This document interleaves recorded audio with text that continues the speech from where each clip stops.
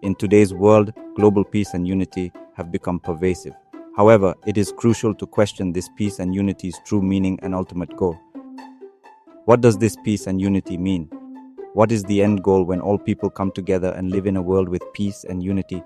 Let's examine it through three lenses: political, economic, and religious.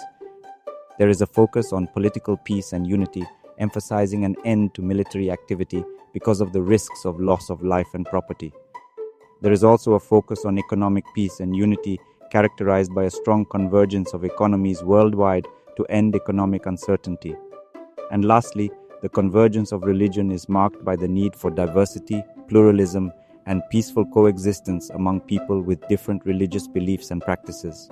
Each lens represents a different facet of how people from diverse backgrounds can come together in a harmonious and unified world. Yet, as we delve into the subject, we must also recognize the presence of deceptive forces working against God's will. As seen in the Bible, there are different references to a world where people have pursued peace and unity on a global scale. While peace and unity are important for the thriving of humanity on earth, these biblical references show how the influence of an antichrist spirit uses deceit to push people in the world towards self-seeking efforts and disobedience against God. In Genesis 11 and verse 4, we encounter a tale of humanity's collective efforts to build a city and a tower reaching the heavens. Come, let us build ourselves a city and a tower whose top is in the heavens. Let us make a name for ourselves, lest we be scattered abroad over the face of the whole earth. This endeavor exemplifies the sin of pride, reflecting the spirit of self-seeking determination that echoes Satan's rebellion described in Isaiah 14 and verse 14. I will ascend above the heights of the clouds. I will be like the Most High. Both instances serve as cautionary examples, highlighting the deceptive nature of such motivations and emphasizing the disobedience they represent. Cities have historically served as hubs for cultural exchange, diverse beliefs, and human achievements. They represent the hearts of major civilizations.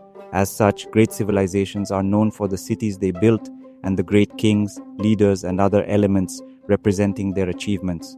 These cities are representations of the will of humanity rather than the will of God, whereby humanity's sense of pride is their major motivation for coming together and building great cities like the Tower of Babel. In addition, biblical references such as Revelation 18 and verses 2 and 3 reveal that cities can also become dwelling places for demons and breeding grounds for sin and disobedience. The basis of the development of these cities is not the will of God, but the will of mankind, and as a result, they have become representations of disobedience and sin against God. In contrast, the city of Jerusalem, built in accordance with God's covenant with the Israelites, stands as an example of a city chosen by God, a place of worship, and his dwelling among his people. Jerusalem as a city developed and evolved, founded by the framework of God's covenant with the Israelites, where God would be among them and they would worship him.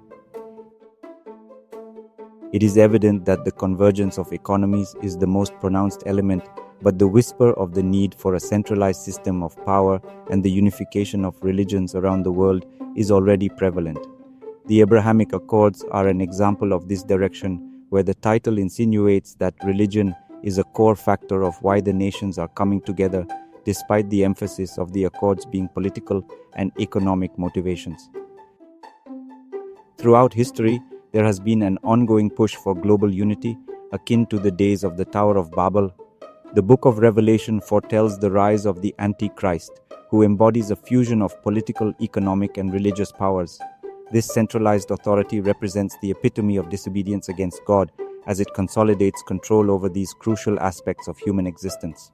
The trajectory of our world indicates a growing emphasis on globalization, syncretism, pluralism, diversity, and tolerance.